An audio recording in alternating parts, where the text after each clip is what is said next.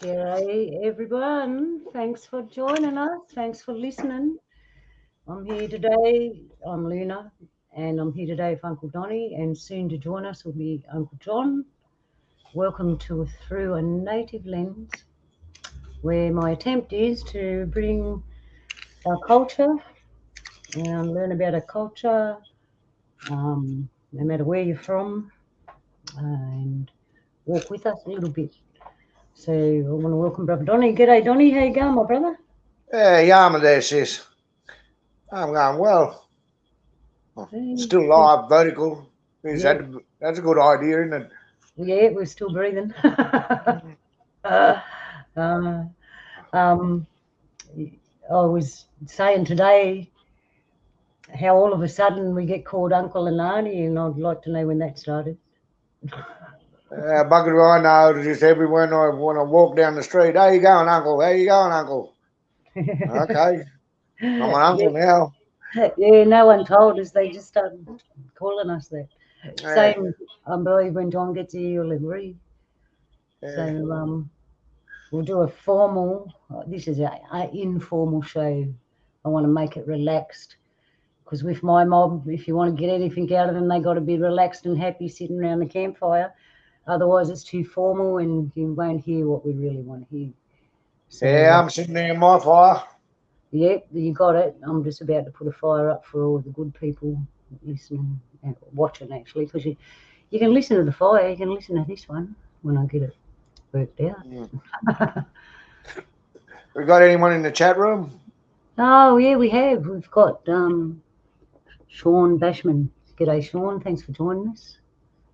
I'm hoping in the future more people will hear and watch. Hang on, I've just got to do some computer whizzing here. Oh, share this one instead. Yeah, I'm a Sean. Hang on, never done. It's not working. Hang on. Just bear with me. One day I'll learn about computers, bro, and I'll figure out how to do it smoothly. smoothly. And Like, then I'll do one better than that. I'll learn about computers and I'll learn how to get this audio stuff and visual stuff outside with a real campfire, or I have to come and visit you, bro. go back up the old hut there, like big fire up there, eh? Yeah, there you go. For those listeners, you can hear, and for those that can Oh, that's making me warm and lovely now. yeah, it is. I hope it's not too loud. You got to have the crackle. Yeah, it's not the same, mate. Just trying to get that feeling that we get, trying to share it, you know. Hey, what do you think of that music I put on? That's from That wasn't too bad there. Look. Uncle John's show. I'll get him to talk about that actually, because they do some good stuff. Yeah, it gets your spirit going, because our people are very spiritual people. Whether they know it or not, they are. Yeah. So, yeah, I want to touch on. Sorry, bro, what were you going to say? Only spiritual I was back when I was younger was the bottle. Yeah, the evil spirit water. Yeah. Hey, everyone does that every now and again in the young. So in your old age. No more me. Guys above me. Yeah, it was never my favourite thing. There are issues that exist in our communities. Yeah, which is bad stuff. Yeah, they stem from lots of things, DNA trauma, and then the trauma that you got living your own life, and you know, all that's a part of life. And actually, that's why I want to do this show, because, and others to come, I'm going to grab other people, hopefully, because I'm not shy. Because there's, in the old ways, they were structured so these things didn't happen. And I know we're living in a different society and all, but there's no reason why we ourselves can't practice our ways more and bring harmony and balance and healing to ourselves in nowadays. I can hear Donny, if he's hearing me talk, he'd be off on the rant already. Is that your phone, bro? Hey? Yeah, somebody's phone ringing there. Yeah, so I want to get information out there for people listening in today's world, and you never know what you can pick out of what we say that will help you survive better today and have a better life and heal some of those traumas and dysfunctions that we all have. So that fire's looking good because it's winter here in Australia. I've got photos of when I come up to your place, but I'm waiting for John because he's never seen them. Right. So how's your day been? You want to tell us that little story you told me? Which one was that one? The one about the fellas knocking on your door. Oh, excuse me, we got a linkage problem, I bet. Hey, yeah, you having trouble getting on? Yeah, because I put a new virus thing on my computer. Yep. I can't get on, so I've just restarted the computer. All right. There's another way you can get on. Just go straight onto YouTube, go onto the show, and I've got a link in the chat room. Okay, I'll try again. Yeah, all right. Bye. Bye. See, there we go. We're having technical problems. The fire, simple way. Anyway, we'll just wait for Uncle John to get in. So yeah, back to our day. How was your day, bro? You said you had two gentlemen knocking at your door. Yeah, you must have muted me there, sis. Did I? No, I didn't. Yeah, the mute come on there when I was having the yarn. Oh, well, I didn't hear what you said. Oh, you want to say it again? You don't have to say it again. So I'm there are two fellas knocking on the door.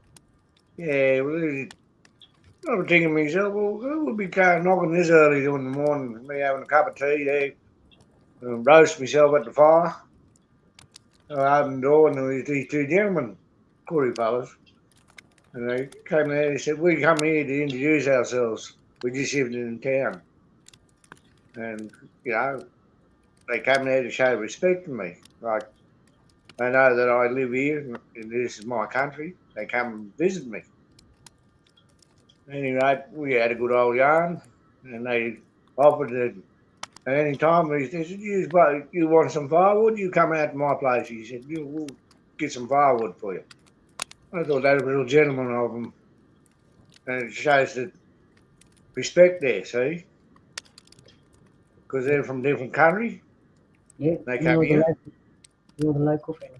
Yeah, and I thought that was really, respectful. You don't see that much these days, especially from the young ones. The young ones have got to learn that you've got to show respect. When you're on somebody else's proper country, you've got to show respect to them. Yeah, and I thought that was really nice of them gentlemen to come there today and introduce themselves. Yeah, it was. That was proper way. Yeah, that was the proper way of doing it.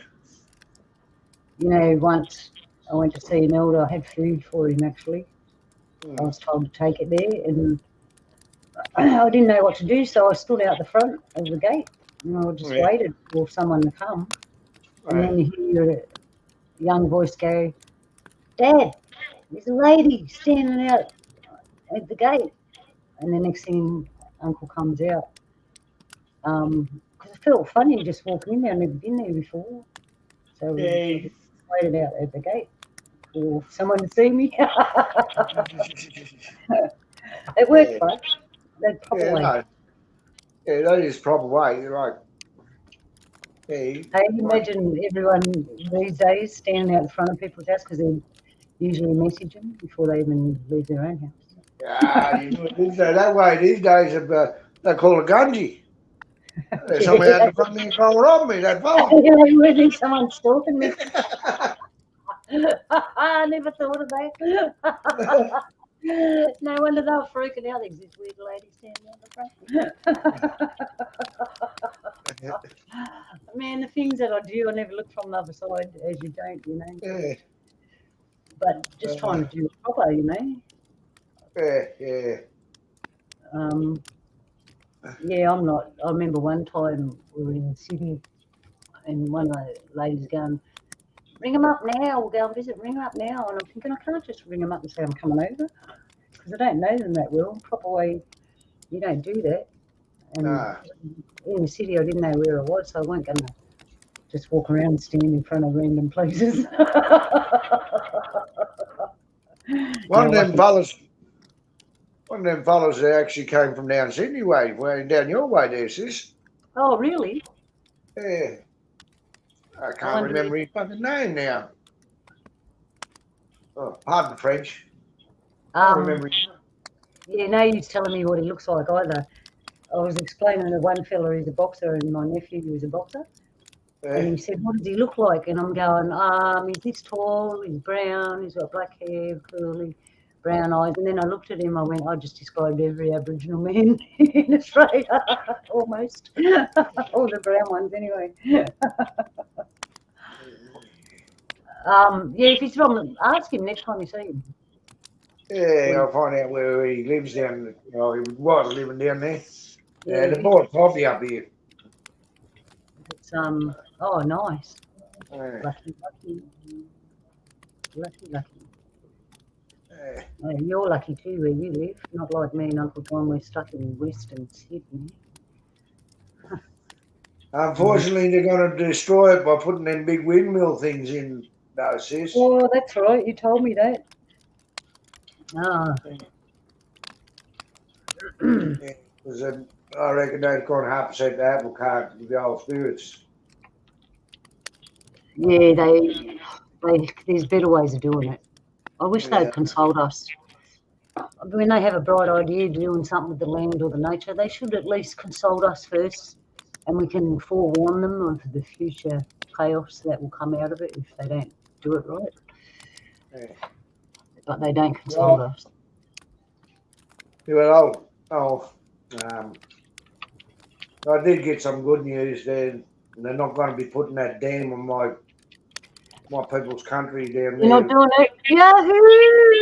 You bloody beauty. I told you they We're wouldn't not do going to be it. putting there. I Not knew going to that be would putting there because the water, I reckon, is going to cost too much, and there's not going to be enough water for them. It comes down to money in the end. After And all I that. bet that old hairy fella up there, he'd be happy as Larry too.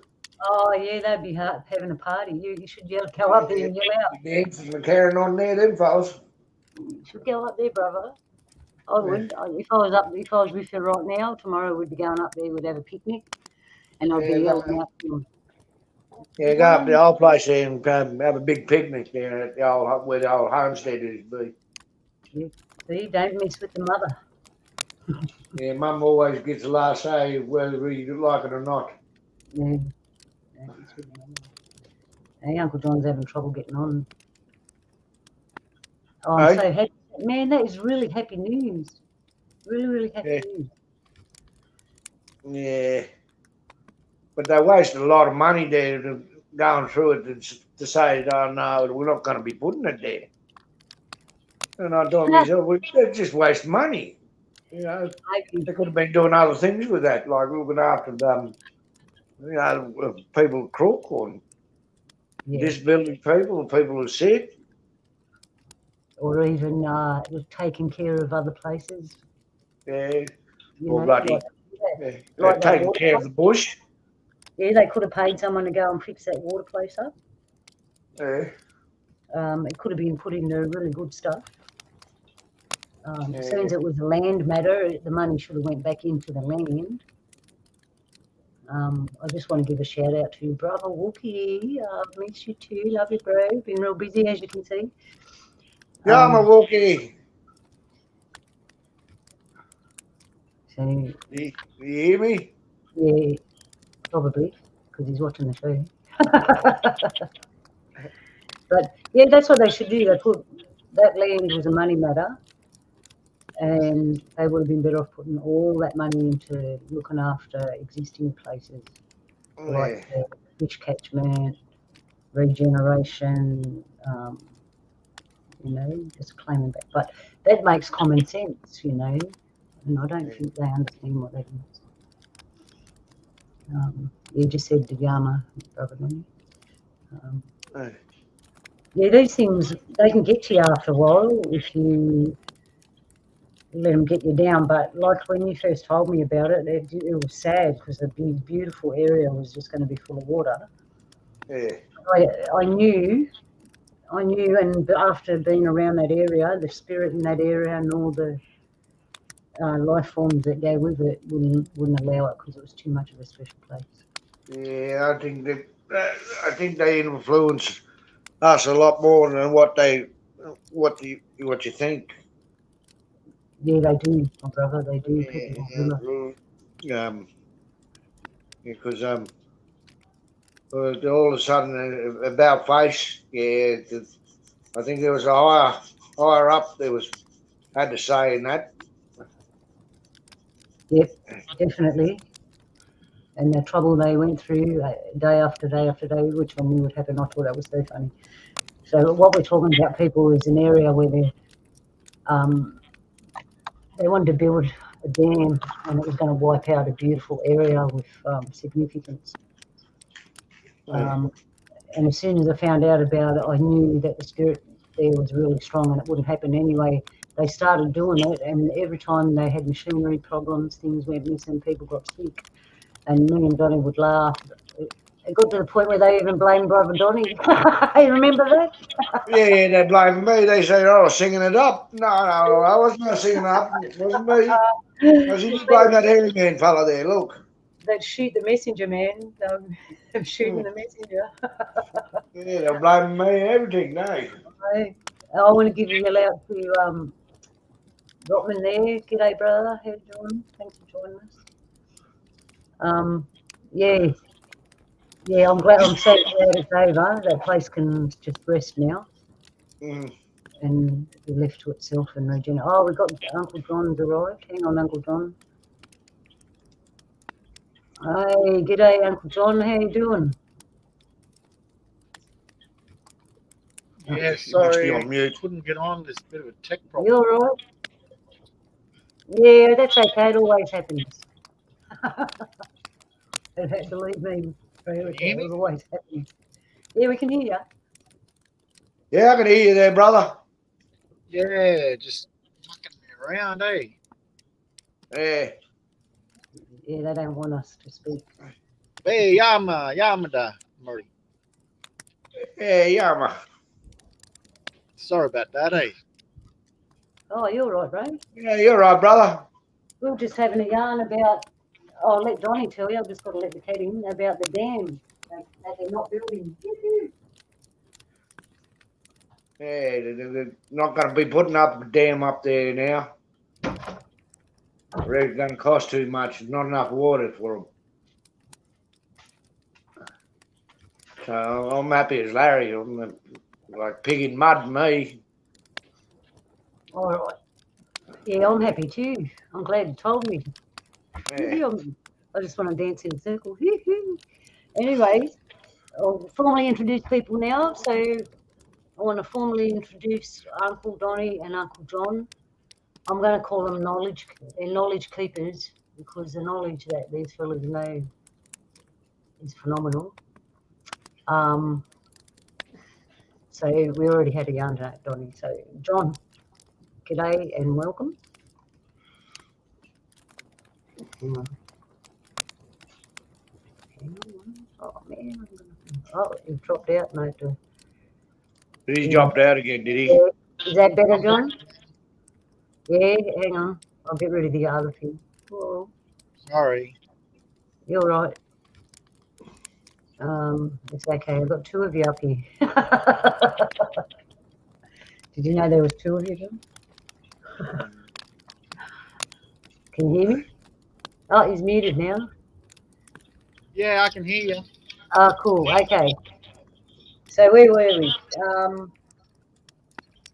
Yeah, introducing Uncle John. And like I said, these fellas are classed as knowledge keepers of knowledge. They have a lot of knowledge. I don't know what you want to say about yourself, John. John's from Western Sydney.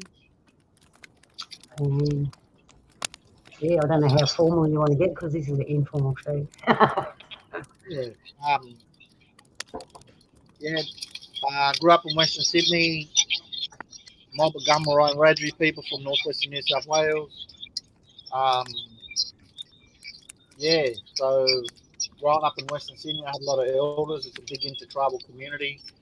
And just to give you a bit of background, in the 60s and 70s, there was a big program to move Aboriginal people from rural communities into urban areas. So they moved all these different mobs from all over New South Wales and even all over Australia into a housing commission, public housing community in Western Sydney called Mount Druitt. And now we form one of the biggest urban intertribal Aboriginal communities in Australia. So from Parramatta to the mountains, there's 41,000 people. And I grew up knowing a lot of different mobs because we all lived in the community together. And so I grew up in the intertribal community and also had the opportunity to go back on the country with the uncles and aunties. So I had a bit of a mixed education. But someone's getting a lot of feedback there. I can hear. Yeah, I was just wondering, is that you, Donny? You're usually the feedback person. No, it's not me this time. It's coming from John's. Oh, hang on. Testing. That's all right. Yeah, it might be yours, John. I don't know. Speak. Hello, testing. Yeah, it's coming back from me. I don't know Oh, how. you got roll feedback somehow. Yeah, I There have. was. That's all right. Sounds like you got a mouse in the speaker. It does. Hang on. No, that's you, Donny, isn't it? No, it's not me. Hello. No feedback on me. Oh, yeah, you can't hear it, obviously. Just mute yourself for a second, Donny, please. John, unmute yourself and see how we go. Testing 1, 2, 3. Testing. Yeah, it's you, brother. Yeah, probably. How could it be me? I don't know. Urban community. Too much city noise. That's all right. Anyway, Donny, tell us where you are from. And My mob was from the northern tablelands. I'm an Anawan man, Gamilgaroy father. I've lived all in this country most of my life. Where I live now is actually where I was born. I had the privilege of being born on country, which I'm very proud of. Other than that, I'm just Donny. and we just lost Uncle Donny. He'll be back with us. Yeah. And me, I'm a Wiradjuri Gamilgaroy woman, same as John. Grew up in the same area. I grew up in the same house actually. He's my brother. Yeah. So John's my brother. We grew up in Mount Druitt. I travelled and met different elders from all over the place, and then come back to community to share what I know. And I'm a weaver. I weave. That's my thing. So, anyways, we'll get back into it. Now I've kind of formally introduced everyone, and you know who you're talking to. We were talking before you come, Uncle John, about Uncle Donny had two old fellas knocking on his door. They're from up this way, and they just moved there, and they did the proper thing by going to see him because he's the local in the area. And I was telling him that when I first met Uncle Wes, I had to go and send some food round there, and I'd never been to his house, so I stood at the gate waiting for someone to come out and get me like the old way. And Donny informed me that in today's world, they looked like I was stalking him, or I was a weird lady waiting out there. I was trying to do it. Yeah, am I getting feedback now? No, it looks all right now. Ah, yeah. Right, So you get an echo. Am I got an echo? Yeah, you can hear myself. Oh, well, yeah, the thing is, so much has changed, you see, and the old ways of doing business and the new ways of doing business, sometimes they don't mix. No, unless you understand what it is, that it would look quite strange. And I actually wanted to talk about that, the old ways, some of the old ways. Because I believe some of the old ways brought into today could actually help people today. That's part of the reason I'm doing this show. Just like me and Donny were saying before, I could have used a phone and messaged him when I was standing out there, but something in me just told me to wait. And I didn't have to wait long, I only waited a couple of minutes because someone saw me and they come out to get me. So in your own words, what things do you think from old ways? I know I'm just throwing you into this subject because I was going to warm up to it, but we're here anyway. What kind of old ways would help society today? Like, if we could bring them back. And you never know, people don't know about them, so if they saw them and they knew that it was a good thing, they could adopt it. Just mannerisms like waiting to go to someone's place, or when you go to somewhere else, go and see the local person and say good day to them first. So what do you think, gentlemen?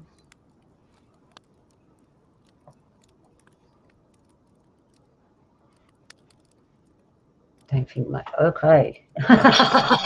Donny, you can speak, brother. Elders first. Yeah. Now, what was the question again? I wasn't actually listening properly. Oh, you weren't listening. Okay. What kind of things do you, from old ways, could we bring to today's society to make it a better society? just off the top of your head? You know, Well, it's just the first thing that comes in my head is respect. You've got to show respect. Like them two gentlemen there today, like they came to my place, introduced themselves. That's, to my eyes, that's respect. Right? They knew it wasn't their country. They knew that it was my country, and they came there to introduce themselves to say that they live here now, which I found that to be very respectful. yeah, And that and if that can be done more often, uh, even if it's how would you put it, like Indigenous people and non-Indigenous people, they should show that respect, like introduce themselves to the new people. You know, they're the new people in this town, and that never seems to happen these days. Like, people used to come and, if you moved into a town, they come and see you, or you go and see them, and you introduce yourself. There's no harm in that. In my eyes, like, it definitely goes on the words of respect. yeah, I agree. In respect, it'd be a bit harder in a bigger town where me and Uncle John live. In a smaller town, that's quite easy to do. But you're right there, brother. You're right about that. That's something easy. Like in the neighbourhood, you could do that. I don't know if they do it in America. They do on TV. Yeah. And do they really do it in America? John, you've been there. Do they welcome the neighbour? I can't talk about mainstream people in Turtle Island, United States and Canada, but I can speak about my experience with the family there, like the Schnabbe family and the Pomo family and the First Nations Indigenous people from the land, and they have similar traditions to us. They'll do the right thing as far as cultural protocol. They'll announce themselves, they'll bring a gift.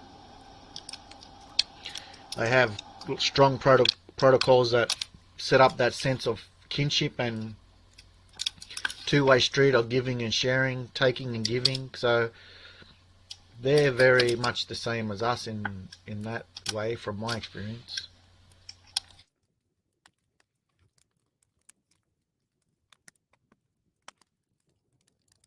So you just mentioned giving and sharing, taking and giving. Let's talk about that for a minute, because in our culture, if you go to get something and there's only 5 there, you don't take all 5. You only take 2 and you leave the other 3 for other people. And that's a law of nature, but that's a law that we can put in today's living. Like when you go up the shop and you want to buy something, shampoo, and there's only 3 shampoos there and you want to buy all of them, don't buy all of them, leave 1 for someone else. Actually leave 2 for someone else. And if they do the same, that means that there's 3 people that got shampoo instead of 1. That's just a simple with the giving and sharing. Because most of today, when people give stuff and share, we know where it comes from, and if it's free, there's something wrong with it, or they're trying to get you to do something that they shouldn't be. What kind of other things do we have in our culture like that? Like you only take 2 if there's 5 there and stuff like that. Is there, what other things do we have? Well, you only take what you need. That's how it always was. You only take what you need for that time, and you make sure you give back so there's something available for yourself and for others in the future. And unfortunately, because of the trauma we've gone through for over 230 years, hungry dogs don't play. So when you're in a starvation mentality and you're kept on a reserve or a mission and you're fed scraps off the table and sugar, tea and offal and rations, people that starve and do it tough, that intergenerational trauma, it rewires your brain to be hungry all the time. And that's the sickness in mainstream society, is people are never happy with what they have. They always want something more. They're always hungry, and they're not happy with what they've got. And that's something our old people, our ancestors, always had, that we're thankful for everything, even for the adversity, because it's a teacher, and it instills resilience, strength, patience, tolerance, kindness. So those traditions are all intertwined with the pillars of our identity, and those pillars are relate to our kinship, our language, our country, our songs and dances, and the creation time, which comes from the spirit world. So those pillars of identity is what keeps the foundation of who we are, and everything revolves around that. So, it's been tough because there's been such a push to assimilate Aboriginal people, because we were seen as primitive and savages, and all these stereotypes of who we are, all the lies, and they're lies of colonial lies, that we were savages, we were cannibals, we were this, we were that, and then through that colonial experience, they kept us hungry, and they kept us in poverty, and they kept us in misery. And then a lot of the time they blamed us and said, oh, look at these dirty, filthy people, they got nothing, and they're always hungry. But who made us like that? What happened for us to be like that? Because we were never like that. So that trauma, unless that trauma is addressed, and it doesn't matter what culture it is, the same as native mob in North America, same as mob in Aotearoa, New Zealand, Turtle Island, Canada, USA, Indigenous people all around the world, peoples right across the different continents of the world. When you treat people in a way where they experience trauma, and that trauma isn't addressed through healing, you leave a legacy that manifests itself in a lot of negative ways. So, that's the issue, is what happened to people. Not what's wrong with someone, it's what happened. And that's the thing that affects the legacy of our pillars of identity. Because those pillars of identity, they teach us to share, care, love, have kinship and connection with everyone and everything. And if we harm others, we harm ourselves. We harm ourselves, we harm others. And the more independent and strong we are, the more strength we get from the interdependence of kinship with others. And it's like an ecosystem. All our lessons come from the natural world, because that's what the great creator laid down. So you think about an ecosystem, a web. You look at a spider web. All those different strands woven in together to create this beautiful balanced tool that feeds the spider. Now if I pull one of those strands out, or 2 or 3 of those strands out, that web's going to collapse. So that's the natural world. That's what an ecosystem is. It's a beautiful web where everything has its place. That's what our culture is based on.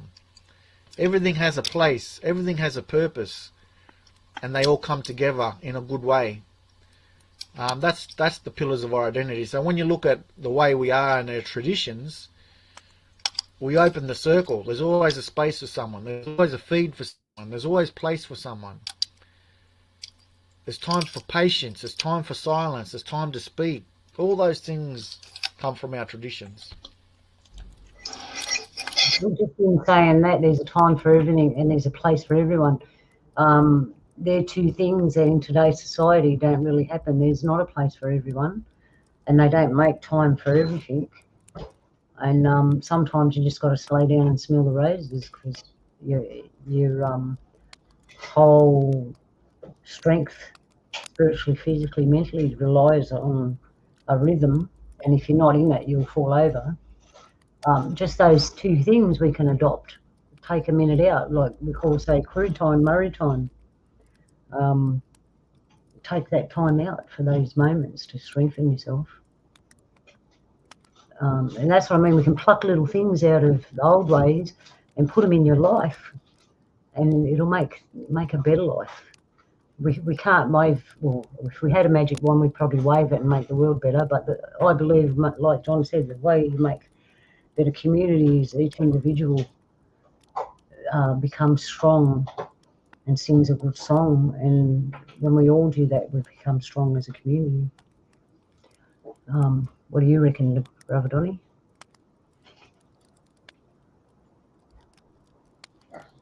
Yeah, I had to keep myself off mute there for a sec there, sis.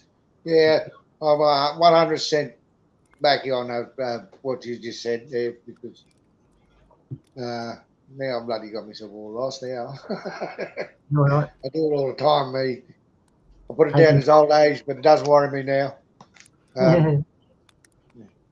Yeah, well, like I said, I back you 100% there.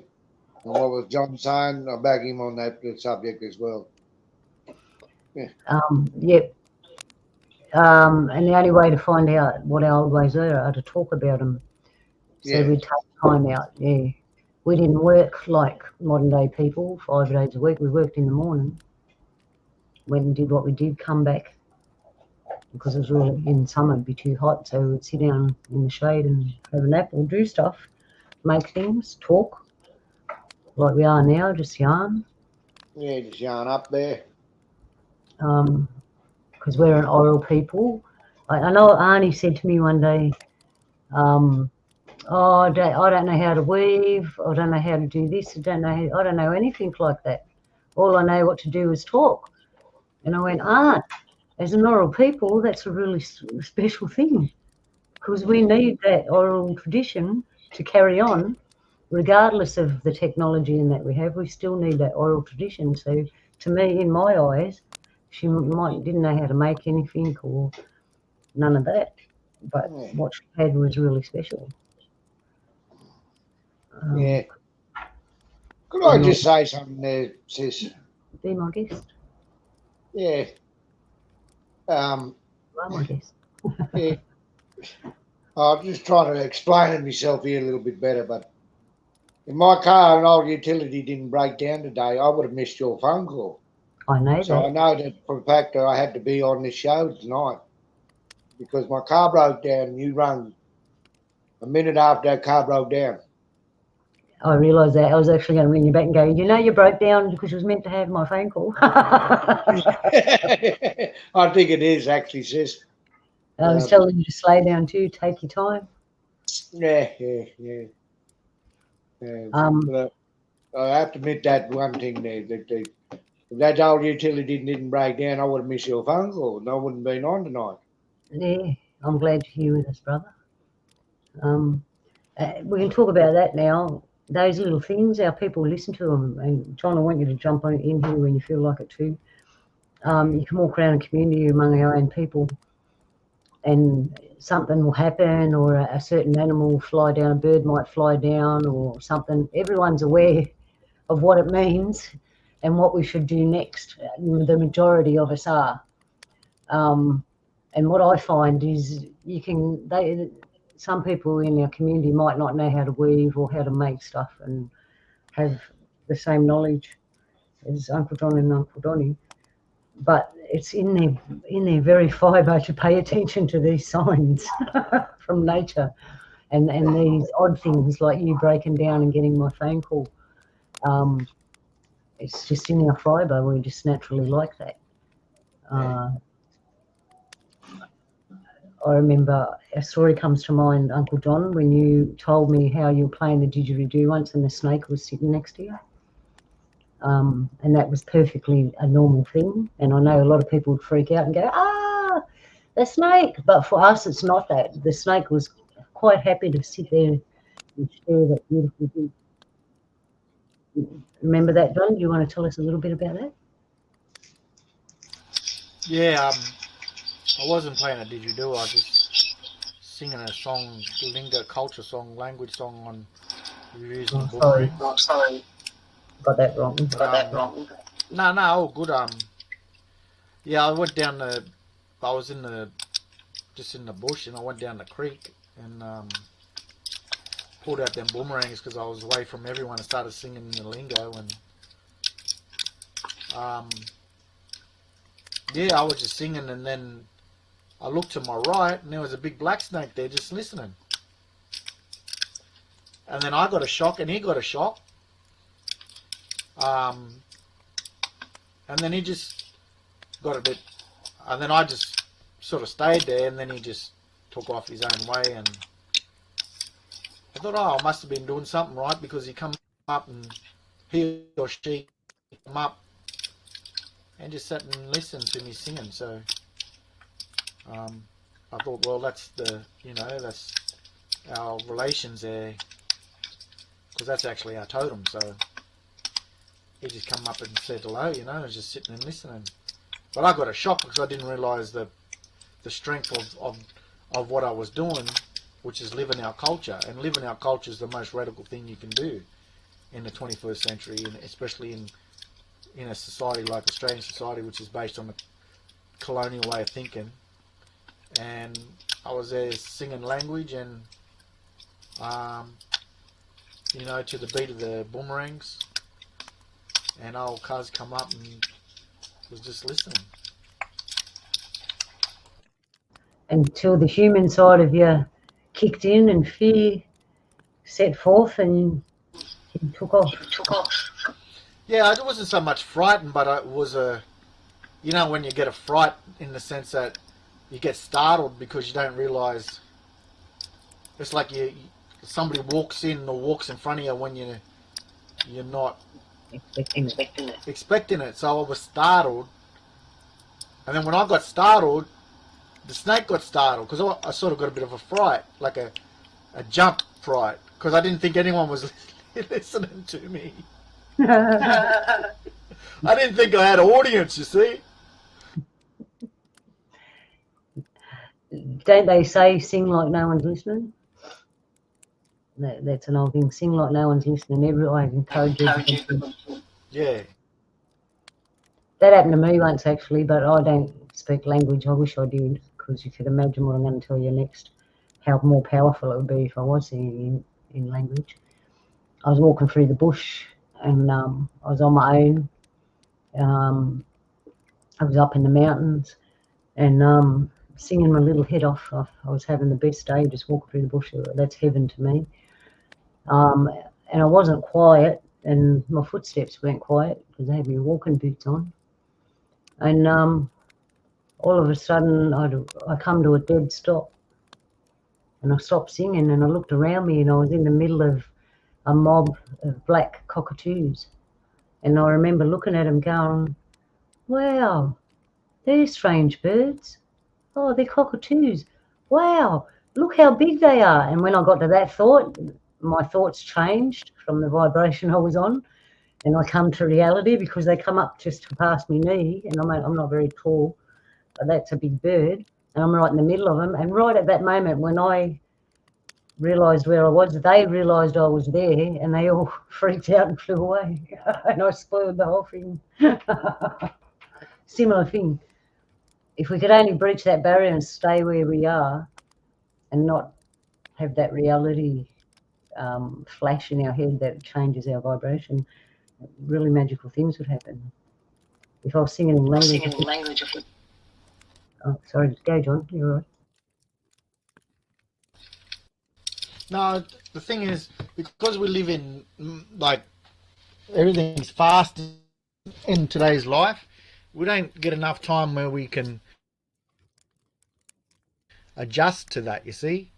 That's why I went down the creek to sing, because I just wanted to get away. And the reason why I got started was because I don't do it enough, and it becomes something that is unusual because we don't make it a part of our everyday life like we used to.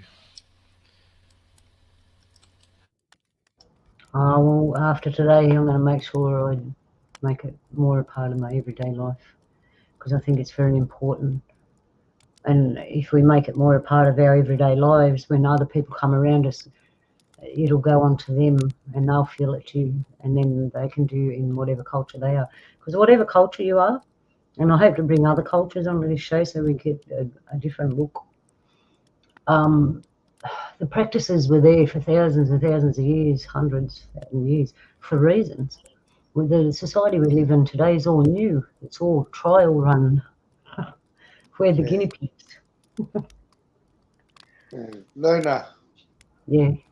why don't you tell them the story about the visitors we had up at the hut up there in the bush? Oh, the traffic control. Yeah, the traffic control. You want to Oh, yeah, that was awesome. All right. I don't think I got any photos either. Hang on. I have got pictures of your mob here. John, you haven't seen these, Uncle John? This is when we went to Donny's. I'll just flick through these. I'll tell you the story. So we went up to the hut, which you might see on here, up at Donny's place up the high in the mountain. And when we first got there and pulled up in the car, I said to Donny, we're being watched, bro. And I could feel it real strong. And I thought, wow, whatever's out there, many or big, one or the other. Anyways, we're sitting there having a cuppa and trying to warm up because it started raining. And we look over in front of us, just next to the fence where we were parked. And there's 3 kangaroos and they're sussing us out. And you could actually mimic what they were saying. And it was something like, do you think they're okay? I don't know. There's 1 male and 2 females. They seem quite placid. We'll just stay here for a minute and see what they do. So they were sitting there looking at us. And we were looking at them. And I started peeking behind, like they were, peeking behind the grass. And I could hear them say, one of them's a bit strange. Because I was mimicking them. Anyway, we just sat there and kept yarning and didn't worry. Next thing you know, one of them turns around towards the tree line and like lifts his head up, and all these other kangaroos come out and all these little ones. And they're all passing like it's a road crossing, and they're holding the lollipop sticks. That's all I can imagine in my head. These 3 kangaroos have got the lollipop sticks that say go and stop. And the whole mob of kangaroos are hopping past. Anyway, you get to the end, and one of them goes with the mob, and there's 2 looking at us. Then another one goes with the mob, and there's 1 looking at us. And he waited there right till they were really all gone, and he's just looking at us, and he's like, they're all right, then, mob, and then said, see ya, and we hopped away. It was the funniest thing ever. Anyway. Oh, yeah, sorry. Well, just as you're flashing them photos, now the next one, stop that one there. Now you see that tree. You probably know this, Donny. That was a scar tree once. See the common shape cut out of the heartwood? You're right there, brother. Here's a scar tree. See it? You're right there, brother. Yeah. Here's a scar tree. Yeah. It used to be. We've got. See how the shape, what's left of. See the Coolaman or Weary. Has raised the scar raises it with somebody taking bark. Yeah, you're breaking up a bit there, John. What he's saying is a scar tree, and they cut a coolamon out of it. Is that what you're saying? And there's a dish out of that. Yeah. Yeah, this was where we went. Hey, Brother Donny, this was the best time, man. I want to get your hubby up there. Well, not far away from that, there's a fish trap there, John. Yeah. Down to the left of it. There's the fish trap, isn't it? Yep. There it is. Yeah, there's the fish trap. Right there. Isn't it smashed up now? Yeah, last flood sort of damaged it. Yeah. And see, just in front of you where them big rocks is, I think that's where Because when I arrived to this area, like Donny showed me all these different places, and it was freezing cold, so it wasn't the best of me because I felt like I just wanted to go to sleep being a lizard woman. Anyway, we gets here and I come to life, and I love this place. And when I got there, they said there's a present for you. Now look at the size of this place, right? I'm looking around. I said to Brother Donny, I've got a present here. Look at the size of the place. It's like finding a needle in a haystack, right? So we walked up and down. We went past the water place, up onto the rocks. I'm looking. I'm waiting for this place where my so-called present is. We come back to this place, and right in front there where them rocks are, I'm standing there, and then it dawned on me that that's where the present is, right? So I'm looking down the rocks, and just under that big rock, it's like a little cave. It goes in, and yeah, this is a silly thing to do if you don't go poking around holes in the water with your bare hands. But I did it, and I'm poking around, and I find a little cave thing under there, and I found a rock.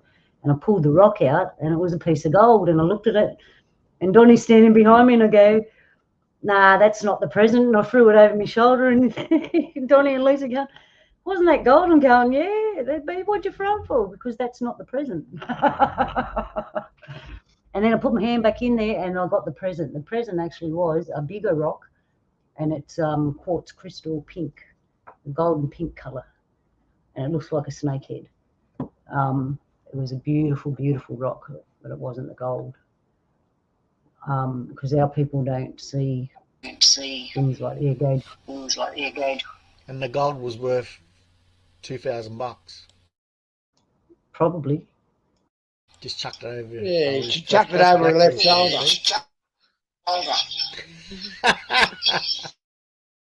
But if I took the wrong present, I would have got in trouble. Donny will be back there with a metal detector now. Where'd that bastard go? Yeah, I can just see it next time I go out there. I go, what you doing, brother? He goes, just standing behind you in case you find any gold. Nah, don't go much on greenstone. Yeah, I probably could find it, you know. But you could have picked it up. Just because I wasn't allowed to have it doesn't mean that you fellas weren't allowed to have it. Like, you have to ask for yourself. But it wasn't for me. But it's no good because it busts your teeth when you try to eat it. And I'm almost toothless anyway, brother. You could have made a tooth out. Donny's tribal, see, he got his tooth knocked out. Oh, that's something I want to correct. On mainstream in Australia, oh, no, it was on a show of Aussie people put it up. And this fella who put it up is quite well known at the moment because of political stuff that's going on. I won't mention his name. But the way he said it, he made it out that all initiations for Aboriginal men was like choppy chop, you know. I don't want to go into it because it's none of my area. Chop, you know. But it's not true because our fellas got their teeth knocked out. They didn't get chopped. So yeah, there was different things. Like depends on what level you are. See, so you might have got your back. You might have got your one of your teeth knocked out. You were cut, but it depends on what it was all about. You see, because you think about things back in the day. Now, if I was like I've got a PhD in university, I've earned my stripes for mainstream education. You know, we as Aboriginal people can compete. We compete. I can compete with mainstream academics, but they can't do. I can do what they can do, but they can't do what I can do. So, back in the day, when you get to level of education, cultural education, they cut you or they made a mark on your body or you carried a necklace or something that people could see. You see, we didn't carry a piece of paper around to say how we're educated. But nowadays people do that, you see. So what we used to do was you would put a marker on your body and then they can see, oh, that fella's he's got a mark because he's a clever fella and he's a healer. I've got a picture of that. You know, and then they say, oh, but is the doctor qualified? Well, look, he's got 3 marks on his arm, so yes, he's qualified. You know, but today they put a framed certificate on the wall in the doctor's office. So, you know, it was a lot of different things, but you don't get a certificate for everything you do in education. You don't get a mark on your body or a sign for everything you learnt traditionally either. Sometimes your knowledge is reflected through your action, and that's what shows that you learn. Yeah, I'm just looking for. I actually got a picture of. I'll just bring it up on. Hang on, I don't know how to do it. I was going to do it. They told me before the show, take a picture of this, take a picture of that, blah blah blah blah. I'm thinking, do I really need it? And now you brought the subject up. Yes, I did know. See, I don't listen. I've been practicing all my life, and I still aren't perfect. Let me see if I can find it here. And you know, like, it wasn't just men that got marked. Like, women got marked too, and it wasn't just cutting. You know what I mean? Like, but you know, nowadays people go to a tattooist and get a tattoo on their arm or, you know, on one part of their body. So, you know, what's the big deal? I mean, people get body modification all the time in the contemporary society. They get some very different things done.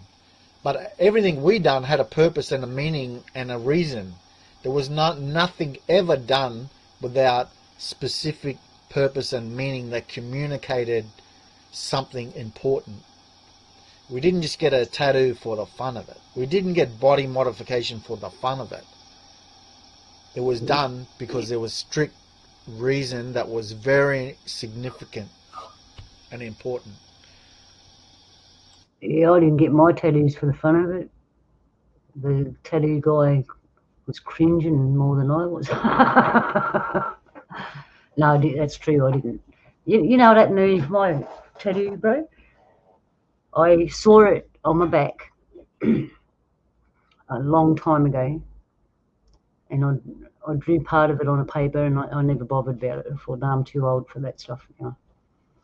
Anyways, I'm out in community, and this old auntie taps me on the shoulder and says, "Hey, daughter, I know, how you going?" She goes, "So when are you getting your tattoo?" And I looked at her and went, "What the F? How did you know?" And I said to her, yeah, it's coming. And then as it turned out, not long after that, it came. I went and saw my friend, and it just happened. And then an old fella from up top, he saw it, and he come up to me, but the way he told me was, in the old ways, we'd get marks on our body to tell our story. And I looked at him, then I realised he was talking about my tattoo. So that's a modern version for me, because it was painful, but I could handle it, but it was painful. And my body had involuntary. Okay, John. Oh, well, that's a mix of the new and the old, but the old way is a little bit different, you see. But the thing is, we don't live in a system where the old way is the rule and the dominant way. So we're a mixture of with many cultures, but you know, it's trying to find a balance. Yeah. I got a picture here. I just don't know how to give it to you because I didn't make it into a slide. There is another way I can go around it. So much for technology. Okay.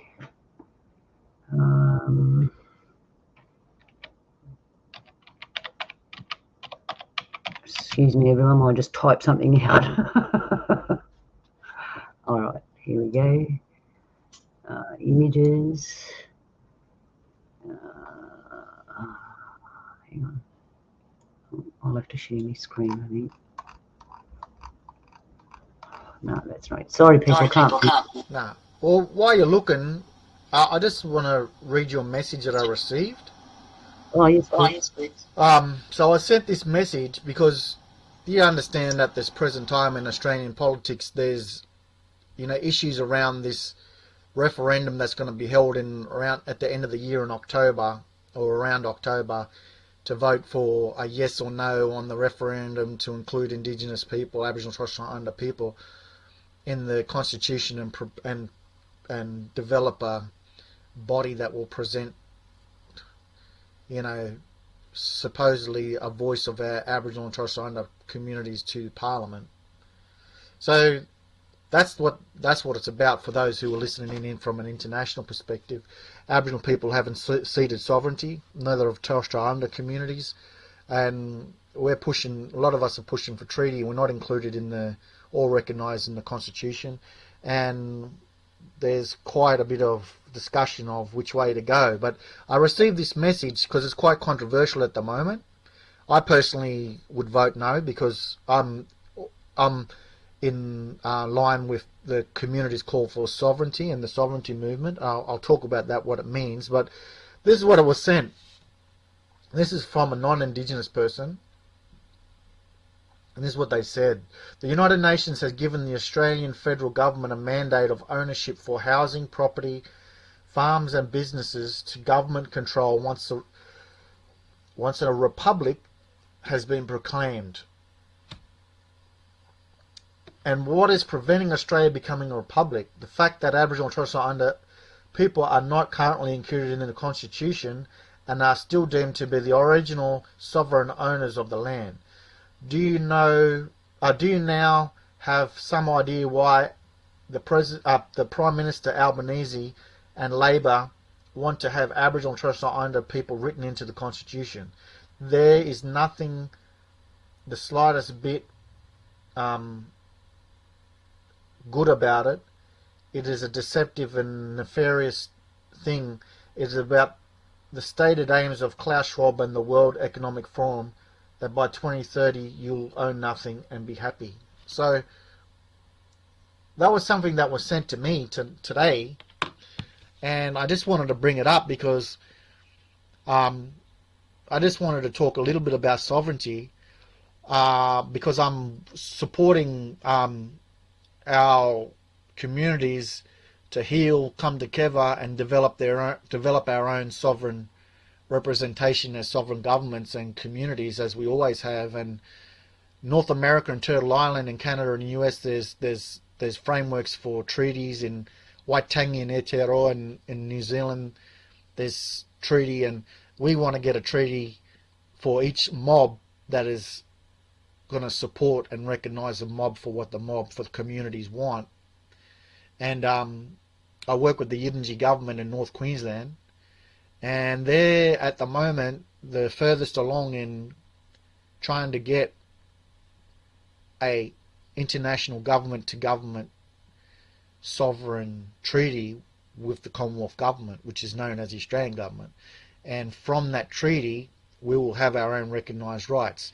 And as part of their treaty and as part of their sovereignty, all people that live on the tribal lands of the Yidinji people are allowed to put in for citizenship.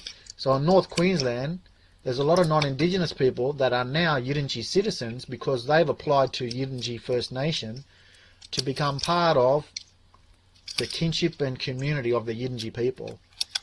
So it's quite powerful thing for Aboriginal people to say, you're welcome in our circle and we hold you as our family in kinship in this land. That's a powerful thing. But anyway, I'll open it. I just wanted to throw that out there. No, even Rotman agrees with you there, John. I did throw that thing up for a minute if you want to understand more about what's happening for mainly the Aussie people. I agree. Wow. You do that well, Don. It's important. We've struggled really, really hard just to get where we are. And what hurts me is I see all these other people from overseas getting what they need straight away, and we're just getting to this point where we might just get somewhere after 235 years of struggling. And it's only that don't sound very long, does it? 235 years ago, our paradise was changed, and we had to adjust our way of living. And you know, you spoke about earlier today. You asked the question, what do we do traditionally that reflects who we were and who we are as traditional people. And when you look at the way that the Yidinji government, and you can type it online, Yidinji government, YIDINDJI, Yidinji sovereign government, they've opened the circle for all in their tribal area in Cairns for non-Indigenous people to become part of the Yidinji nation, that they have a seat in the circle and they are worthy and important and counted as family. Now that's living our traditions. A lot of people think, oh, Aboriginal land rights is about cutting out everyone who's not from their tribal area. But see, that's not what we're about. What we're about is about inclusion and creating family and kinship. And the Yidinji government has already said, we're not taking anything from anyone. We don't want nothing from no one. What we want to do is establish our sovereignty, and we will find our own economic streams of income to support all those people that join us as family. And I think that's a very important thing, that they've shown leadership and modelled what it is to belong to a community and to have Aboriginal and Torres Strait Islander culture as a part of your identity as Australian. You see, we never put up the fences.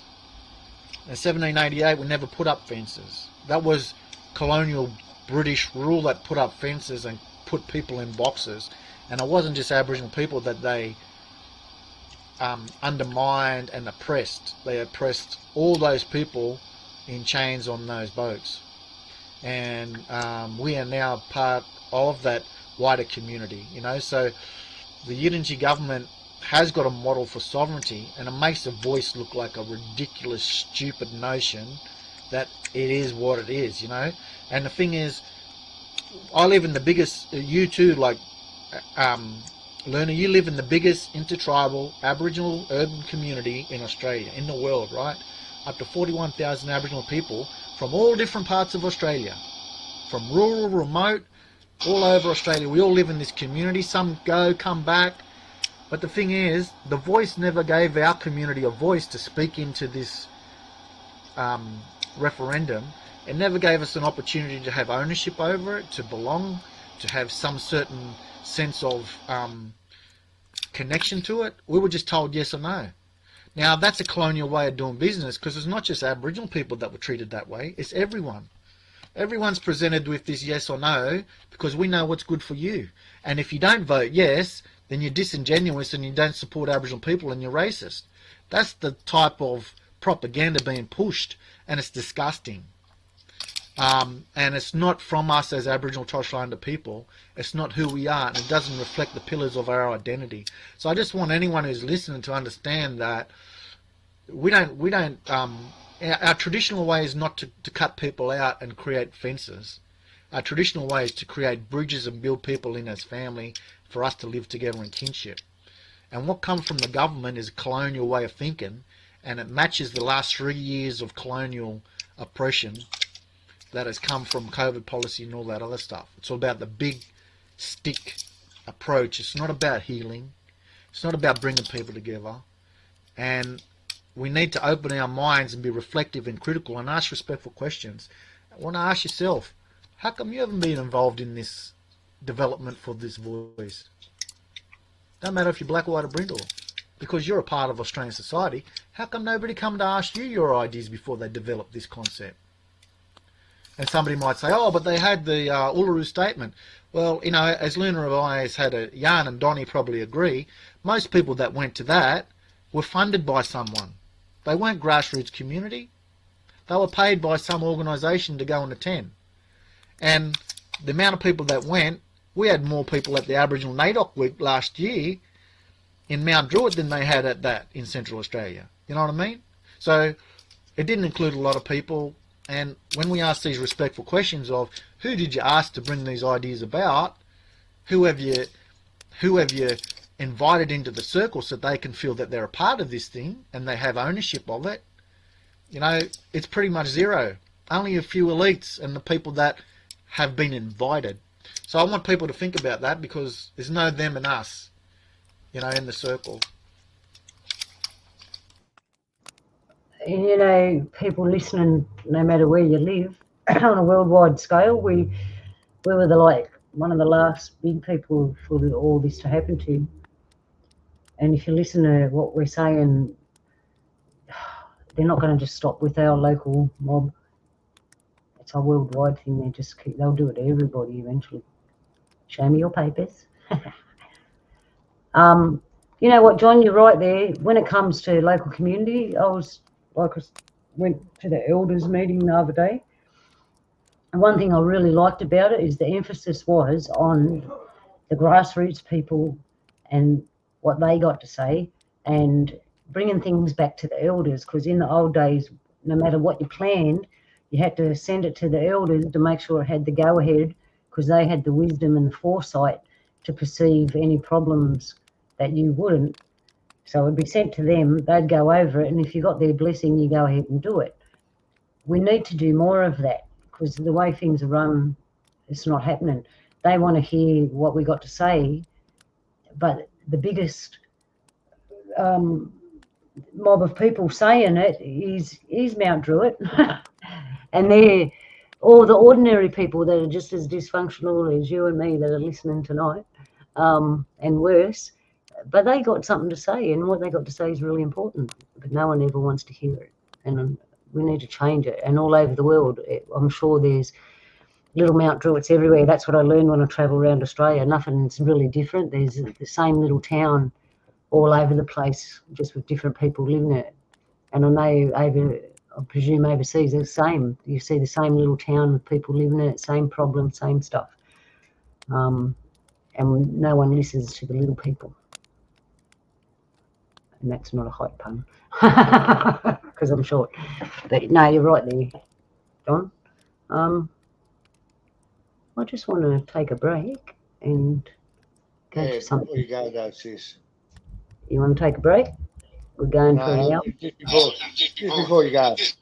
No, I was only going to show something different. That's all. Go for it. You have your say, my brother. Yeah. Well, at this moment in time, I'm going to be saying no to this voice, because I just don't understand it, and I'm actually totally confused. And so my opinion at this moment is no, until I go find out a bit more about it. But I can't see where it can be happening, because there's over 500 mobs in Australia, and our the voice is going to represent each one of their mobs. It's just totally confused about that subject. What do you reckon, John? I reckon you're spot on, brother. And that's the thing, like, it doesn't make sense, because, like, government's already got representative groups in Aboriginal affairs and all that sort of thing, and they got all the black yuppies in there, you know, representing, making out they're the big boss for all Aboriginal people. They already got panels like that. So how they, like you said, Donny, brother Donny, like, how are we going to show respect to the 500 different nations of Indigenous communities, the Aboriginal Torres Strait Islander mob communities, and say, we want to have your voice? I mean, how are they going to do that? The only way you can do it is like they've done in different places, like, for instance, in Aotearoa, New Zealand, in Canada, you know, Turtle Island, North America, where each community has their own specific ways of doing business and their needs, and they sit down with that community and they say, well, you know, how do you want to do business? And they'll say, well, you know, in our area we've got this, this and this, and these are the issues, and this is what we want to do. And that's not unique to Aboriginal communities. I mean, you know, the Greater Western Sydney general community in general is different from the North Shore. It's different from the South. So all the people in our community here out Penrith and Blacktown, and even between Penrith and Blacktown is different. So you've got to respect people's communities and ask them what they need, you know. And so what you're saying, Donny, is 100% right. And your logic and your wisdom in seeing that is what other people need to think about and ask the same respectful questions as what you're doing. Because when you really think about it, it doesn't make sense. You know, it don't make sense because you don't need to change a constitution to put in a body to consult people. And you know what? We had that before. It was called ATSIC, Aboriginal and Torres Strait Islander Commission, where communities voted their representatives in, but it was thrown out, the baby with the bathwater, because they had an agenda to get rid of it. They didn't say, oh, let's fix it up. They said, oh, nah, there is one politician that's is corrupt, so let's get rid of the lot. Now, if we said that about mainstream democracy and said, well, hold on, we've got half a dozen here politicians that have been found out to be corrupt, so let's just get rid of the whole democratic system. We would look like idiots, but that's what they'd said to us. So there's always this sense of, you know, silliness. It's just nonsense and humbug and rubbish that, you know, that these mob bring up, because it's all about different agendas, and they're not about helping Aboriginal people. Because if they were about helping Aboriginal people, they'd sit down and show respect and ask people what they wanted, so that they would be brought along on the journey and felt that they have a sense of ownership over the whole process. But no one feels that they understand it, or they've been explained to them. Nobody, black, white or brindle, you know. But if you don't vote yes, then you're a racist. It's ridiculous. Well, this is where an old way can come in, because like the elders meeting we had the other day, if they went round to all the elders in the different areas and actually approached them, they'd get better results. And in a way they are doing that. They've forked out heaps of money to pay people to go out to remote areas and local areas to talk to people about them. But these people really are only doing it because they're getting paid. They're not doing it because they're supposed to be impartial. Yeah, but the thing is, they're being paid to go out to explain to Aboriginal communities and non-Indigenous communities to vote yes. That's what they're being paid for. They're not being paid to go out there and talk to communities to ask their knowledge and understanding of what's best for their future and what can be best applied to make a better Australia. They're being sent out there to tell them that they need to vote yes and that this idea is good for them. That's called paternalism. You know, it's assimilation and conditioning. That's what they're being paid for. They're jackies. Yeah, I saw the ads on. Actually, I watched a little bit of TV, and I haven't watched TV, mainstream TV, for a long time. And I realised every 20 minutes they were putting up different things and brainwashing people. And one of them was vote yes for the Voice. They didn't even tell them what they were voting for, really, or the option, what other options they had. They weren't giving them any other options. And if anyone knows me, it doesn't matter what it is, whether I agree with you or not, you got to see both sides. I'll look at both sides, for and against, and make up my mind. And that I put that out to everybody else. You look at it for and against and make up your own mind. Don't listen to someone just telling you one side. You got to see two. There's more than one side. Sometimes there's even three sides. Yeah, well, there's two sides to a penny, Luna. That's it, my brother. And Ken made a comment about the gay marriage vote, and you know what? There was a lot of the gay marriage thing is the same as what's going on right now. You know, like they're wasting all these millions of dollars on a referendum and a big vote that we don't need to do. Like, for instance, my position is, what people do in their own home and behind their bedroom is their business. As long as it's safe, they're not harming themselves and harming other people. I don't need to vote at a referendum or a vote to say that your legal rights shouldn't be equal to other people. If you're in a relationship with someone and you've invested money together and your financial finances and business are tied together, then the law should protect those, you know, that framework in your relationships just as it protects anyone else. So why did we need to spend all that money for that? You know, for something that's common sense.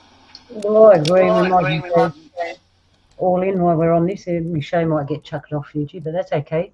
I'm talking about that last vote that we had.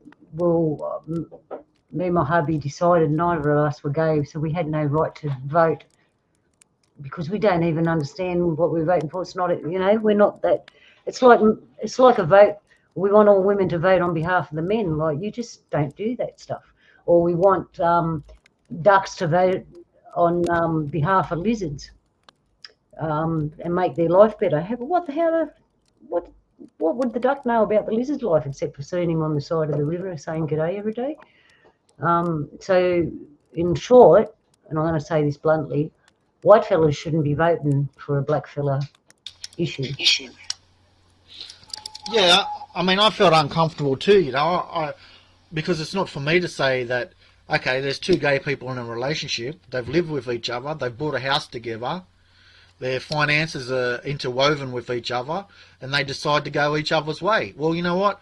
In business, it's the same. Like, there's people that have a partnership, they decide to go each other's way, and there's processes to say, okay, well, let's sit down, you have this, you have that, done. Why can't that law be extended as has? Well, I didn't want to vote to make a distinction between that. I mean, if people want to get married, there's a gay church. You can go get married in a gay church. You can't get married in a Catholic church because that's not their culture. You can't get married in Islam. It's not their culture. But you know what? There's a place for everyone. So there is a place for people to get married in their own way and their own thing. There's what's it called when you're not married but you're together? You're They used to call it de facto. Yeah, there you go. What do you need to have a referendum for? And you know why I'm saying, Luna, I didn't want to vote. It's not my place to make a determination on a group of people and speak on their behalf. That's called. It's not for me to do that. But they need the same protections as everyone. Everyone in the society, no matter which way, should have the same legal protections in their business, finances, and relationships. So you don't need to do that. Like, and you're right. Like, this is why I say go sovereignty and go for the treaties and treaty rights, because it's a restoration, and we do it together. But see, people get frightened because they think they're going to get chucked out of their house and people are going to take their land. But then when you look at the most advanced group in this continent, the Yidinji, that are developing, rights to establish a treaty, they haven't left anyone out, and they're not taking anything from anyone. And if we use that as a model, it's not a threat. It's actually a salvation, because Indigenous Australians are going to protect us from globalists that's going to be trying to impinge on everyone's freedoms.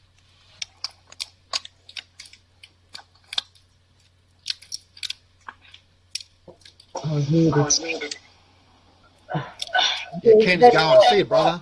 Yeah, see you later. Yeah, he's out remote. He lives out. What do they call it these days? When you live out in the bush, off grid. They call it these days. He's off grid. In the old days, we just went, he's living out in the bush.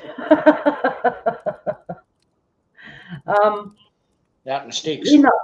Yeah, out in the sticks. So in the old times, this wouldn't be happening, this stuff. The elders would have chucked it out and said it was gammon. And then people are wombo just for thinking about it.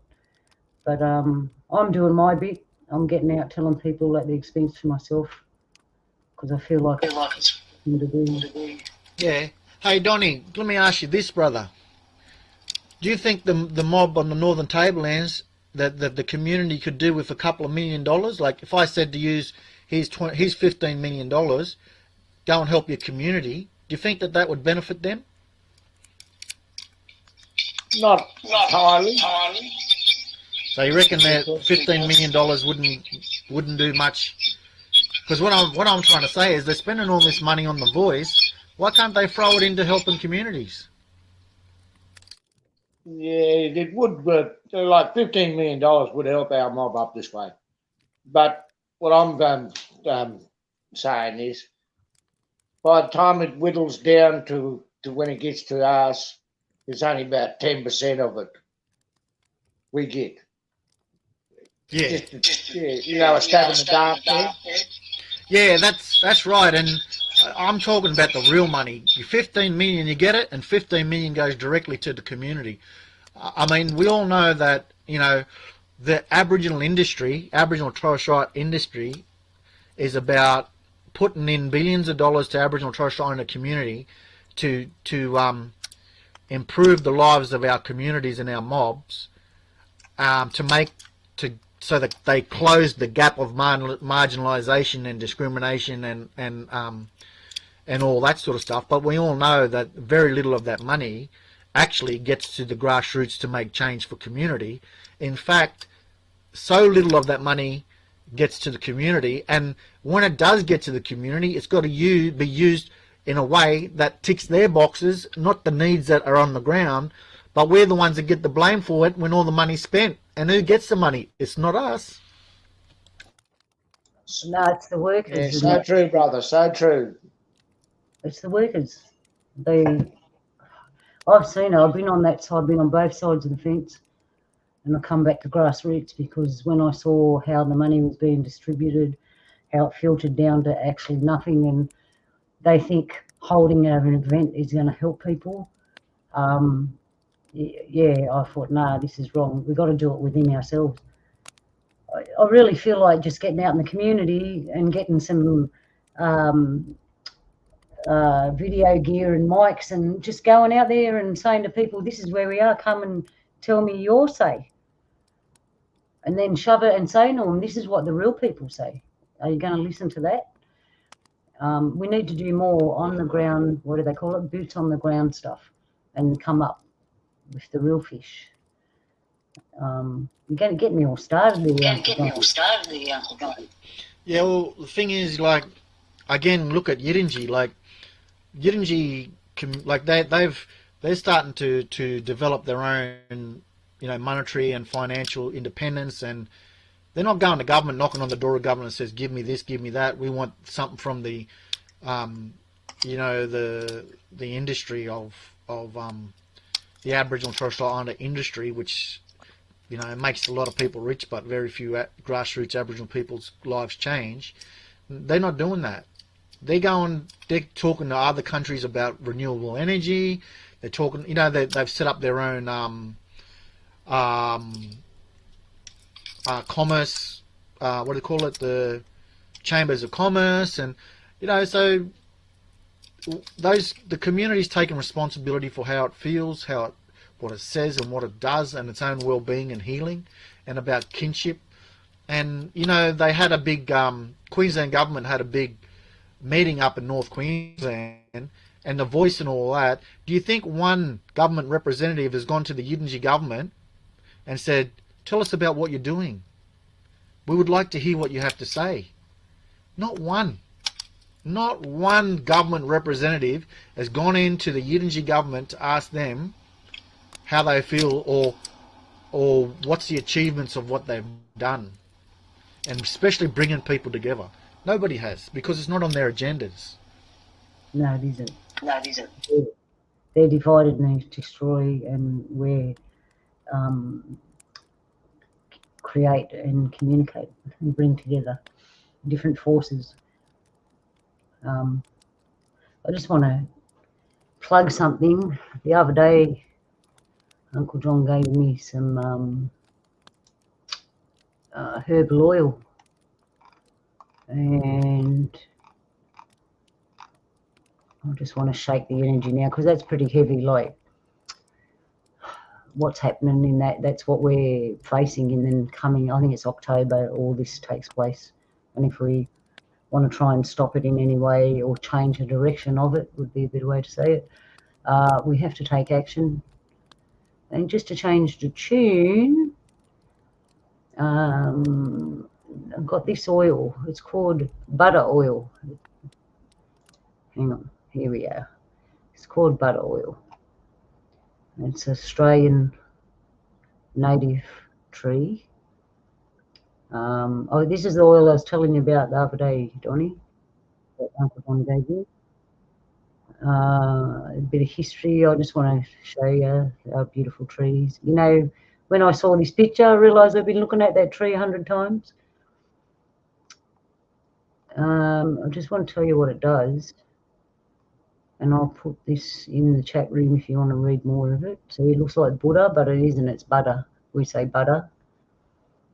And it blends well. Apparently it's the #1 oil. I just want to get to the traditional, blah, blah, blah. I can't find it. I'll tell you what it does though. Look, isn't it beautiful? All right, I'll tell you what it does because I skipped it all. What it does, oh, there it is. It's used in coming of age ceremonies for your teenagers. It'll calm them down. Reaching out to our ancestors or saying goodbye to our deceased loved ones. So it's a spiritual oil, and physically it helps you stay in the moment. And obviously it would help with your teenagers to chill out a bit and stay in the moment, because we know what they're like. They're in the next moment. It hasn't even come yet. And I just wanted to tell you about it because traditionally we had, our bush was like a chemist. It was like a supermarket and a chemist. It had everything you needed for everything that you needed, right? Yeah, so I just wanted to tell you about that. And I'll just pop in the place for you to go and have a look at it in the chat room here. Check it out yourself. Buy it off these mob if you want to. I've got no problem plugging in Australian traditional stuff. All right, let's go back to our fire. Hang on. Oh, put that picture back there. Put the picture back there. So they call it in languages called batta, batta. Now you look at that bottle. Now the left-hand side of the bottle, where the star is, see the left-hand side of the bottle, top of the bottle, the cap of the bottle. Now you look on the left-hand side. There's looks like it's got a shine on it, like a little stars behind it. So those two stars that are there, that's part of the Southern Cross. And when you look at that dark shape right underneath those two stars, that's the emu in the sky for us. That's the head of the emu in the sky for mob in other countries, but for us that's the emu in the sky. And then as you go left, below the leaf in white, there's the dingo in the sky, and then there's the rainbow serpent there. That's our stories from the night sky. So for those that don't know, when we look at the stars, we don't look at the shiny part, we look at the dark part. And that's why our astrology and everything is so different, because we're looking at a different part. Yeah, and where if you see the white picture of the flower of the batta, the flower of the batta's got its own name too, and you see that the leaf, the further right, the farthest right, it's pointing toward the bottle, and then there's below it and above it there's two little dark patches. That's the two spirits, and they follow that path. That's the river in the sky is the place where our ancestors live when they pass on. Yes, people believe that when you die, you go up and take your place up there like the lion. If I had known this, I would have got a proper shot of the stars. Or Donny can go outside and show us his sky. Donny's got a beautiful view of the sky where he is out in the country away from all the city lights. The stuff I've seen in the sky out there is a show on its own. But Donny gets the stars. All right, so that's my little thing on butter oil. Butter, am I saying it right? Butter? Butter, that's it, butter. Where do you get this butter from? northwestern New South Wales. So you go down on the flat country there. As you go west, you'll find it. Oh, I didn't know that there, brother, but I'm going to find out a bit more about it. I know a fellow in town, he makes up medication. I'm talking to him then.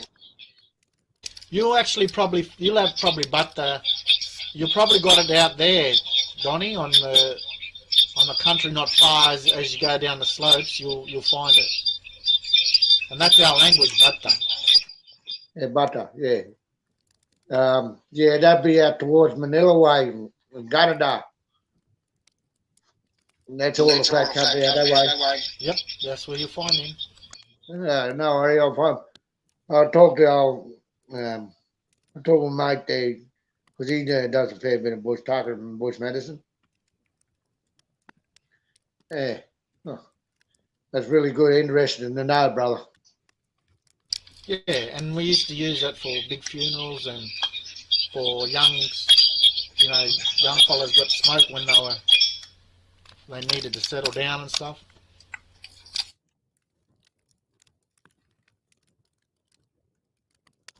All right. So, is there any other topic that you would like to cover before I chuck something else on the screen?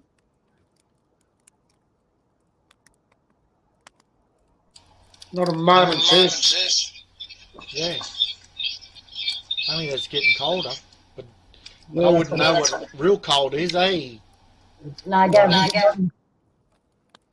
go visit Donny, man. You'll know all about the cold. You're getting a big frost tonight there, brother. Yeah. It's going to be a bit cool up here tonight. You know that my uncle used to say, bless him, when the frost's on the ground, the sisters have been around. Hey. The 7 sisters. Because when they walk on the earth, that's the frost. They see the frost. And they say that one, yeah, the frost. The 7 sisters, they're connected to the frost, and but what they say is the frost is their we. That's funny. All right. So who recognises that? All right. So what we got here are some of our symbols. I've got a couple of them actually. These are basic. We'll go from right to left because I want to. So we got journey with a resting place, the mountains, travelling track, people sitting, rain, honey ants, because we do eat insects. Remember I said that once. That's 4 men sitting. I thought that was 4 women. Depends on the size of the stick. Human tracks, hunting boomerang. Yes, people, we have different kinds of boomerang. There's not just one. I'll let the fellas explain that in a minute. 4 women sitting, 2 men sitting. Goanna lizard tracks. Smoke, fire or water. Possum tracks. Coolamon. A coolamon is like a container, something to carry water in, something to carry food in. And Woomera. So one of you fellas want to explain about the hunting boomerang and how there's different ones? Donny. I might let John say more about that because he might have more about it anyway. Yeah, Donny would know too. Like a boomerang in our language is called a burren, and there's one that's for hunting and goes straight, doesn't come back. Then you've got another one they call yarine or babra, depending what language you're speaking. That's the returning boomerang. Then you've got one called a wagra, which has got it's like an axe that sort of made out of wood that spins and hits with both ends. And then there's another one that's thin and it's got It's got like pointed ends, like a knife, sharp points. That's a they call that a I can't think now, but it'll come to me. But yeah, there's lots of different types, and they were used. The returning ones, people used them for hunting, and they also used it for fun. They use boomerangs for digging. The old ones, they use boomerangs for making noise like clapsticks. Yeah, Dinbei was the one they used with the pointed ends. Dinbei. If you turn it around, so, a Nike tick. Yeah, and they made them out of gidgee, which is a acacia. They made them out of brigalow, which is another acacia. They made them out of she oak. Lots of different timbers, which Donny probably knows too. He probably been there, made them. Yeah, brother, you're right. I haven't made one, but I know that they use a fair bit of different timber. The one I've seen was made by an old fella. It was made out of a she oak, but it was the root of the tree. And it was shaped the right way. Yeah, and that's he made it. from that. Olga's another good timber, and mostly acacias. And we got the Woomera at the bottom there. These are men's things, that's why I'm not talking them. Yeah, spear thrower. That's the Wiradjuri language, Woomera. But some mobs didn't use them, and Gummarai people, I don't think they used them in certain places and used them in other places, because it depended, you see. You don't necessarily need a spear thrower, because a lot of the way that our old people hunted, they used nets and they used like bottlenecks, so you would light a fire or scare all the kangaroos into a bottleneck and they'd come out of a chute. And you'd have 2 hunters or 3 hunters on one side behind brush fences.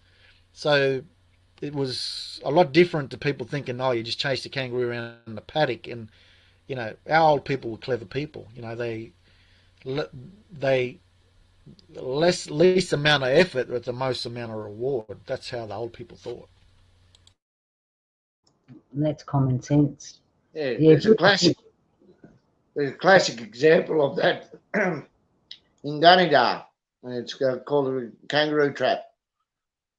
I can't think of the name of the lookout at the moment. There's just below the lookout where they used to drive the roos in and kill what they want and let the rest go.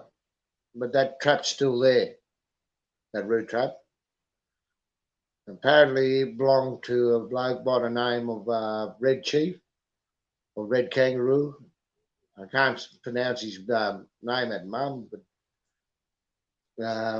he was a great warrior from around that area. There is actually a book about him. Can't think of the name of the book, but I think it's actually called Red Chief. Yeah. But if anyone wants to have a good, decent look, if you ever go to Gunnedah, go up to the lookout and look down, and you'll see the roo trap down below. And it's a good classic example of a roo trap. You ever been there, John? No, I haven't been there, but I know the fellow you're talking about.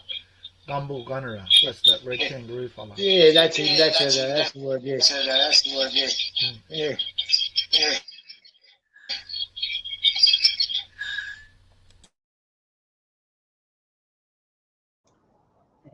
Yeah, I was going to say, most people don't know that our people, we farmed food, but we didn't farm like Western people. And obviously we corralled kangaroos, but we didn't do it like cowboys and Western people. We had our own way of doing it because we had common sense. Yeah, and I remember, Luna, you were saying that there was conversation about, we as Aboriginal people were savages. There was some gammon people talking about us, and we were savages, and we were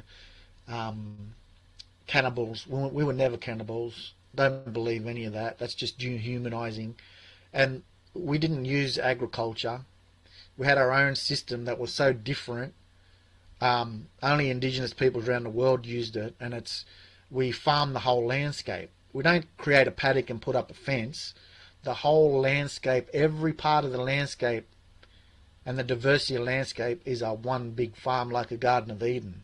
And the closest thing to it is permaculture. So people who are listening, do a Google search on permaculture, and you'll understand the foundation of the way we used to see things through our lens when we used the land and worked with the land. So another example is, for instance, we used to grow yams along riverbeds and along rivers and places where this particular species, that in Victoria they call it murnong. In our language I can't remember the name, but it's like a big yam, and it looks like a dandelion when you look at it, like the foreign dandelion. And we used to burn the country around it, and we used to dig the yams out and take what we needed and then replant some more. And you'd have yam beds everywhere, fields of these yellow flowers with trees and shrubs also in there. And those trees and shrubs would be bush tucker and medicine. So you'd look at it and just look like a national park. You wouldn't think it was, wilderness. You'd think it's wilderness, but actually it's one big farm. And we don't have a fence. We don't have a plough connected to a kangaroo. We have everything that fits this landscape. And people said, Aboriginal people didn't even create the wheel. The wheel in our language, Gummeroy language, is wongal. Wongal is a name for a wheel. And we had a game called Wongalay, where we cut out a bark circle as a wheel, and we used to roll it. And then the young men would try to spear the rolling wheel as a way to gain strength and knowledge and skills of how to use a spear for hunting. So we knew what a wheel was, but we didn't use it in the way that Europeans used it, because we never had animals and we never had the environment where we needed to plough or connect an animal to a plough. So it's not practical, so we didn't use it. It's not that we're dumb. It's actually quite dumb to try to attempt that. It's like, use what you got, be practical. And that's how our old people were. So the way we farmed the country, we used fire, we used indigenous ways of thinking and doing, and we lived really well and healthy. And if you look at historic evidence from the first fleet, the surgeon Morgan wrote that we were the healthiest people he'd ever seen in his whole life, and we lived long, healthy lives.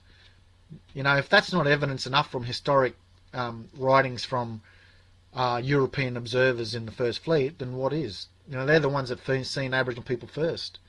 The rest is all propaganda. Yeah, you're right there, John.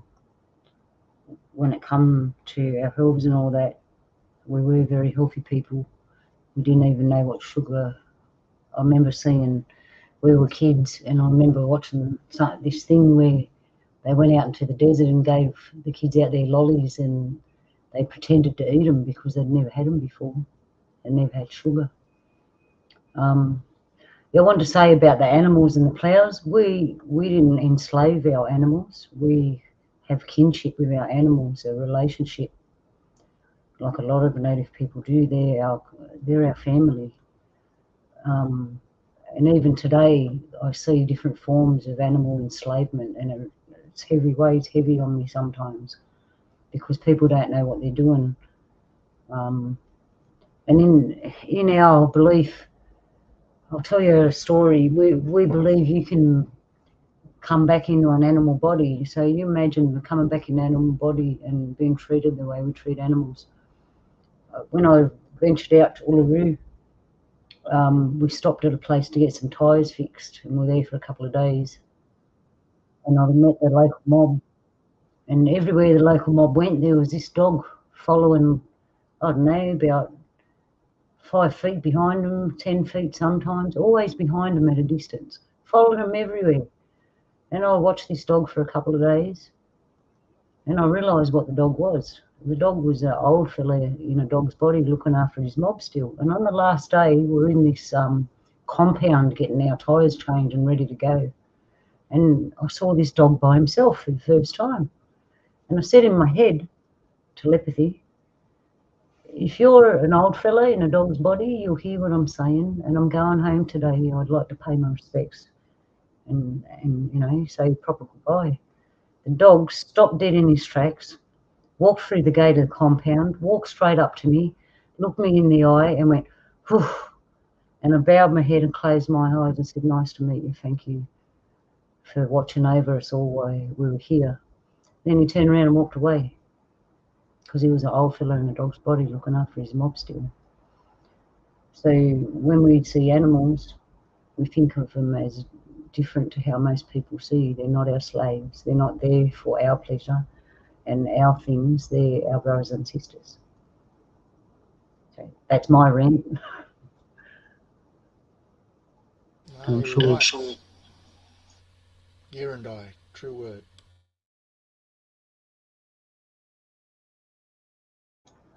Yeah, so we're a few minutes away from the 2-hour mark, and I think we covered a lot of stuff. I was going to go through some more of these symbols, but we can always leave it for another show. And if I get it together right, I can have proper pictures for the conversation we're having. But, you know, our mob, we like campfires. Oh, I can't do this. Hang on. Do this too. Hang on. And while you're doing that, Luna, just Donny, in September, the big mob are coming down from North Queensland to dance at the dance ground in Sydney Olympic Park and all that. So if you ever want to come down in that time, meet a lot of different mobs,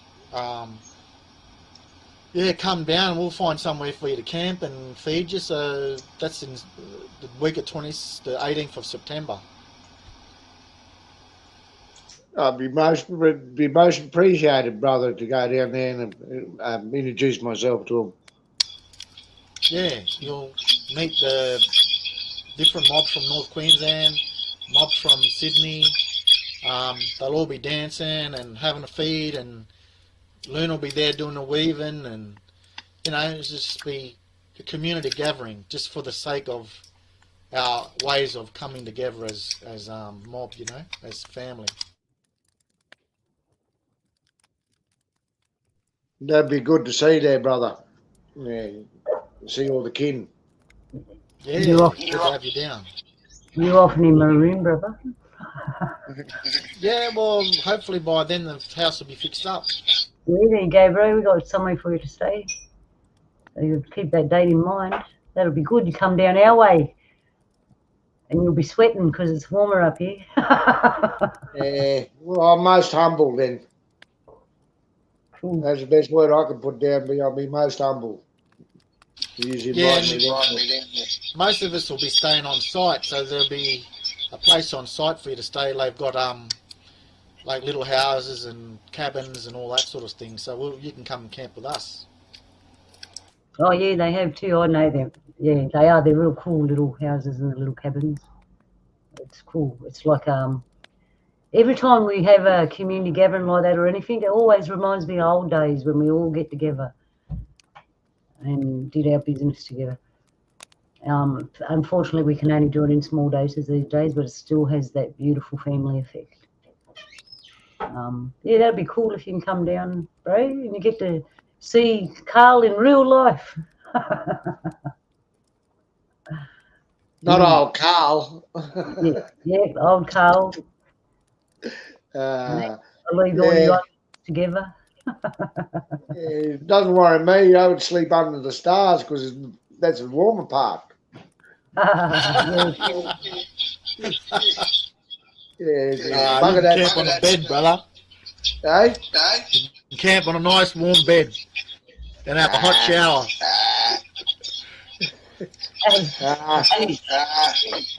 Soft dirt, soft riverbank. You got to remember where you are. We're a bit in like city kinda.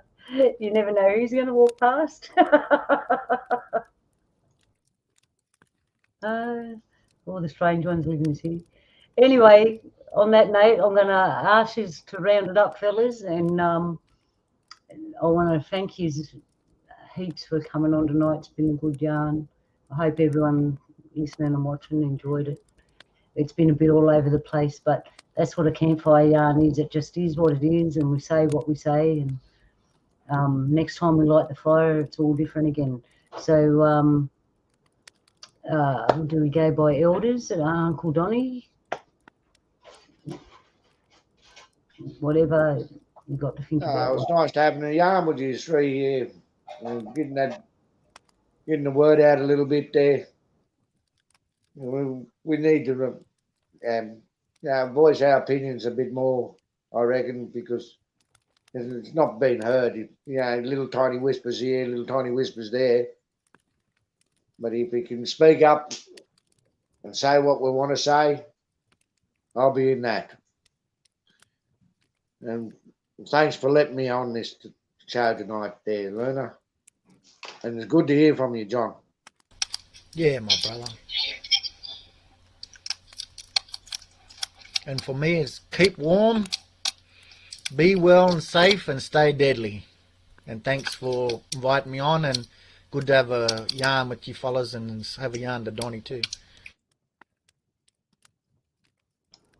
Yeah, it's been a good show, and I hope we have more, and I hope it gets more better. I want to leave you with something that I had on my other show I do, G'day Saturday, but I loved it so much I'm going to show you again, and we're going to go out with a bit of music.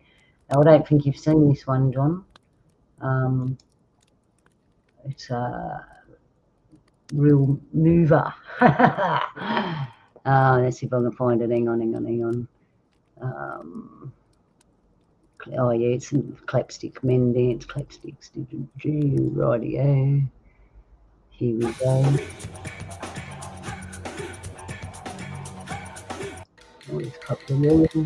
Enjoy, and until next time, everybody. Take care. Love you on this day. Stay centered. Creator loves you. The mother loves you. Stay shining, and we'll see you next time. And I'll leave you with this little dance.